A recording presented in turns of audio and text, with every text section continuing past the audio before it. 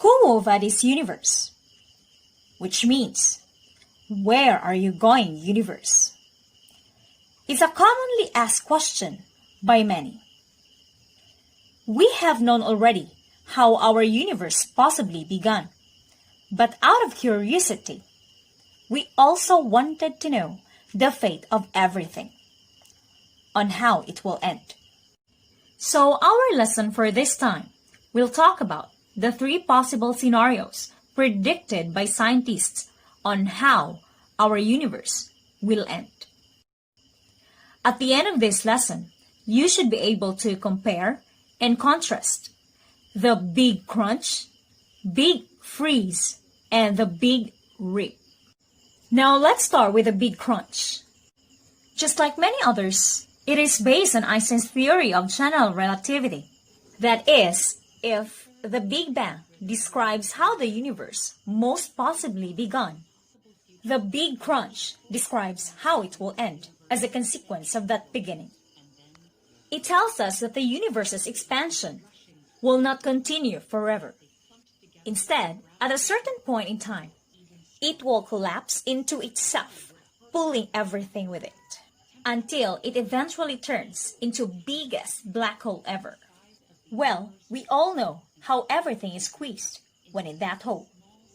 Next is the Big Freeze, or also known as the heat death.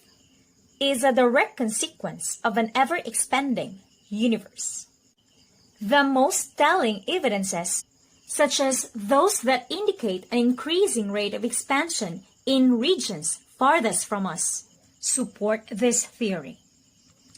As such, it is the most widely accepted model pertaining to our universe's ultimate fate.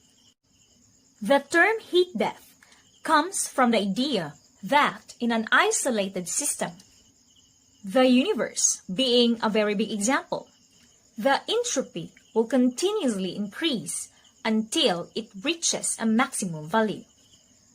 The moment that happens, heat in the system will be evenly distributed, allowing no room for usable energy or heat to exist. Hence, the term heat death. That means mechanical motion within the system will no longer be possible. The third one is the Big Rip. The Big Rip model suggests that as the universe expands, everything from galaxies, planets, and atomic particles to space-time itself will eventually be torn apart before vanishing from view. The idea of the Big Rip is that, eventually, even the constituents of matter would start separating from each other.